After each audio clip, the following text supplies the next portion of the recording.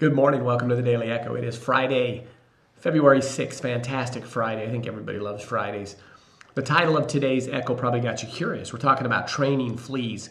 Zig Ziglar, years ago, I remember hearing him talk about fleas and training fleas. So what is he talking about? If you were to take a jar and you were to put fleas inside this jar, fleas will jump up and down. If you were to put something on top of that jar, they would jump up and hit that top over and over and over. Eventually, they would learn where the top is, and they would jump just barely below the top, and then they would stop jumping any higher. You could literally take the lid off the jar, and they would never jump out of that jar again. And why do we talk a little bit about that? And why do I use this as an analogy? Because in our lives, and as you see starting to stream above our head, we've got Roger Bannister there. Those that know Roger Bannister know that in 1954, May 6th, Roger Bannister was the first man to break the 4-minute mile. What does that have to do with fleas not jumping out of a bottle? For many, many years, doctors had said that it's absolutely impossible for a human being to run a sub 4-minute mile.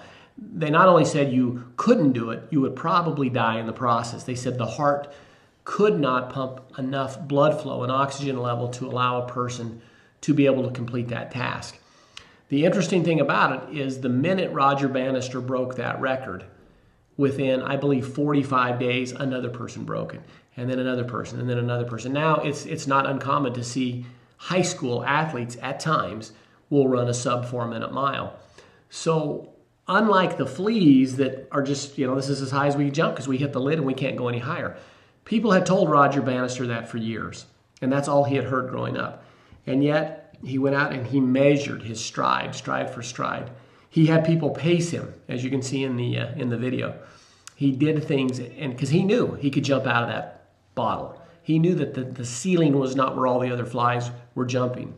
And we do the same thing in life. We're told over and over and over again that you can't do this, or you're not good enough, or you're not smart enough. And the only reason that it becomes true is that we accept it mentally in our minds. We've seen it, many of us in our lives growing up with the gadgets that have been created, with the computers, with the internet, different types of things. Somebody had to be that fly that jumped out of the bottle that allowed for these things to happen. And so Roger Bannister is a great example of somebody that he was a flea trainer, you could say. He finally jumped out of that bottle. So as you move through life, the things that you think you cannot do are literally the reason you can't do them is because in your mind or in our minds, we believe that's the limit, that nothing else can happen. So go forward, think of those things that may have been holding you back, why you can't do those things or why you can do those. And just like Roger Bannister, understand that a lot of our inabilities to accomplish things are more of a mindset than an actual reality. When somebody finally breaks that barrier, what typically happens within 6 months or a year, many people follow that because they've jumped out of that bottle. Have a fantastic Friday. Tomorrow we'll be coming at you with February's book of the month. Look forward to that. Have a great day. Thanks for watching The Echo.